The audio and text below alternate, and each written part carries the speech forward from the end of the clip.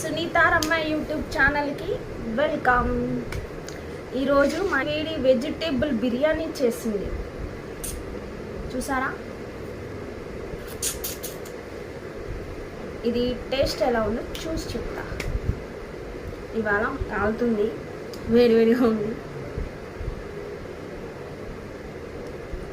Super వచ్చిందబ్బా, మంచి కుదిరింది, బాగుంది. మీరు కూడా వేసి తిని చెప్పండి ఎలా ఉందో. తిండి టేస్ట్ చేసి ట్రై చేసి నాకు కామెంట్ బాక్స్లో పెట్టండి.